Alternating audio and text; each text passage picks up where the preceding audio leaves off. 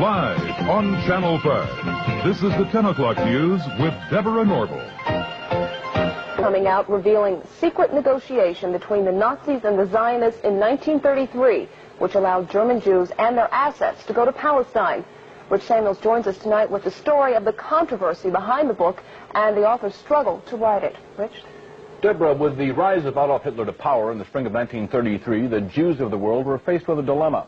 They could raise a cry of protest, a cry few would heed, or they could make a deal with Hitler, a deal that would bring a step closer their dream of an independent Jewish state. American Jews marched calling for the boycott of all German exports.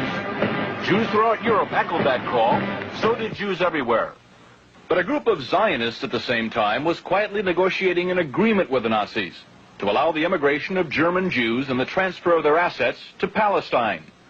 That deal, reported in August 1933, was the transfer agreement. Palestine, sparsely settled by Jews at the time, was radically changed as a result.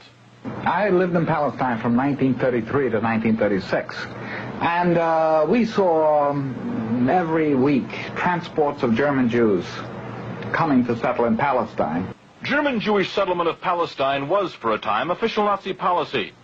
These photos of Jewish life in Palestine, along with a lengthy text, appeared in 1934 in the Berlin paper Der Angriff. A Nazi Visits Palestine was the title of the multi-part series. A medal was struck by Goebbels in commemoration. On one side, the swastika. On the other, the Star of David. Hitler demanded one concession for the transfer agreement, that the call for a boycott of the Reich, raised by Jews here and elsewhere, be rejected by the Zionists. The Zionists made that concession. And so, while Nazis were marching in Germany, and while Jews were marching here, diplomacy was running a more important story. In the Mediterranean, where the dream of a nation-state for Jewish people came a step closer to reality. The story in this book some will find hard to accept. You've never been told what the origin of Nazi is. NA is National Socialism, which was the German Nazis, and in 1923 there was a double agent who came to Hitler, and he said to Hitler, look, your Nazi party is not, your National Socialist Party is not getting off the ground. You need an alliance. And he suggested that they ally with the Zionist Party. So the NA of National Socialism joined with the Zionist Party in the World Zionist Party in 1923, and ever after was known as the Nazis, NAZI. The ZI was for Zionists, but of course no one knew that, because our popular mythology is that the terrible Nazis were attacking the Jews. But what we were never told is there was a great schism in the Jewish community of the world between the Zionists and the non-Zionists. You see, the non-Zionists were the Orthodox Jews who believed you could not have a Jewish state until the Jewish Messiah came. They didn't acknowledge Christ as Messiah, so they were waiting for their own Jewish Messiah to come. Then you would have a Jewish state, and that Jewish state would rule the world. But the Rothschilds in 1828 decided they couldn't wait for the Jewish Messiah, so they started what they called Reform Judaism under Moses Hess. And Reform Judaism said, yes, you can have a Jewish state before the Messiah comes. And the reason you could have it was the Rothschilds had made so much money, they said, we'll buy our own state. So the Rothschilds sent people out to the Middle East to have Jewish settlements, and which is today the State of Israel, totally created by the Rothschild money. And so Reform Judaism then became the cause of a great schism between Orthodox Jews and Reform Jews. Now, no one has ever told you this, I'm sure, but you think that the Jewish community is monolithic. In fact, it's split sharply down the middle.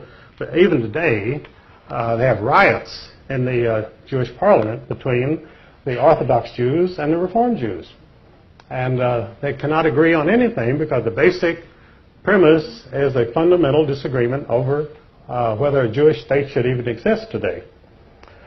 So in Germany in 1923, the German Jews were quite prosperous and quite happy, and they were not interested in becoming Zionists, and they were not interested in going to Palestine. After all, they had beautiful mansions in Germany. They had symphony orchestras, they had art, they had everything, and they were accepted in the community. As Ezra Pound said, Germany was the least anti-Jewish country in Europe. When you went over into Poland and Russia, you had very strong feeling against Jews. But in Germany, they were accepted and happy, so why would you ever have an anti-Jewish government in Germany? And of course, Hitler, allying himself with the Zionists, he said, after all, you're right. He said, we have the same goals. And so he allied with the Zionist party, and the mission of the Nazis was to force the anti-Zionist Jews to accept Zionism. And this is what the concentration camps were about. They put the anti-Zionist Jews in the concentration camps, and they were placed under the direct administration of the Sonderkommandos, who were the Zionist Jews. So the concentration camps were run by the Zionist Jews in order to punish and get rid of the anti-Zionist Jews, which they did. And of course, that's a part of the Holocaust that you were never told, that this was a fundamental Jewish disagreement, which the German people, that Daniel Goldhagen wrote a book in which he said all Germans cooperated in their anti-Jewish feeling and the Holocaust, which was not true at all. The Germans did not even know what was going on, most of them. It's just like in the United States, when we were perfecting the atomic bomb and bombed Hiroshima and Nagasaki, the American people knew nothing about it. It was forbidden to mention the atomic bomb. I was serving in the Air Force at that time. We never heard of any atomic mission or atomic bomb until the bomb was dropped on Hiroshima. So you could say the American people are guilty of the greatest atrocity, the dropping of the atomic bomb on Japanese civilians. But that isn't true. The American people knew nothing about it. I knew nothing about it in the Air Force. And I was right there. So these things go on without the knowledge of the people or the approval of the people. But of course, they have to accept the results. These things happen, and you're stuck with it. So this is the real story of Zionism, that the Nazis... So then, well, if the Nazis had allied with Zionists, why didn't the Nazi party survive? Well, what happened was, in 1945, after the German military was defeated, they brought in the German leaders, the German generals, at the Nuremberg trials, tried and convicted and executed them. They had to execute them because they didn't want them around to testify that about the alliance between the Nazis and the Zionists. So they had to die, and they were executed for that reason. Because, they told about the atrocities that the German generals had committed. But German generals are like any other generals. They don't really commit atrocities. The troops under their command may commit atrocities, but they don't commit any atrocities themselves. These German generals didn't go around shooting Jews or anybody else. But they were executed, and so the Zionist secret was safe. And now the Zionists were now in command of the world because their National Socialist allies were now gone from history, and the Zionists had a free reign, so they set up the State of Israel. And in fact, some Jews themselves even claim that there should be a statue to Adolf Hitler in Israel because he created the State of Israel, which is absolutely true. Without Adolf Hitler, Israel would not exist. The Jews would still be dispersed and they would have no country. But George Steiner, a very famous Jewish writer, proposed this about 10 years ago. He said, why don't they put up a statue to Adolf Hitler in Israel? Well, they're not likely to.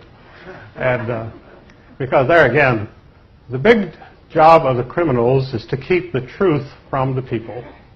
They want, not only do they want you not to find out anything, but they flood you with disinformation. Most of the stuff that you get in the press is absolute lies. And if it's not lies, it's spin or distortions. In other words, they give you 10% of the truth, and the rest is all distortions. And they demonize people so that you're filled with anger against the Holocaust people who murdered all the Jews in Germany. And people do get very angry because of these things, and they don't even know what they're angry about because they're not told the facts. and never will be told the facts, because the press is totally in the hands of the bankers. Because news is a high-budget, capital-intensive operation. You need a lot of money. You need a staff covering the whole world, and it's a very expensive situation. So the average truth seeker is not going to start his own television station or newspaper, because he doesn't have the $100 million that you need to even get it off the ground. So we're reduced to meetings like this, which are very good. And we also, God apparently was merciful on us, and he gave us the internet. Because in fact, in the States, we had this total monopoly of television by 3 television networks, which were all controlled by Zionists. And so along came cable, and suddenly we had all new stations and all sorts of controversial programs coming on, which, of course, the 3 Zionist networks would not touch with a 10-foot pole. And the result was they were left behind. They had 100% of the television audience. They now have 30%, and it's dropping every year. In fact, it's probably less than 30%, but they're cooking the books in order to maintain their advertising revenues to give a totally false picture.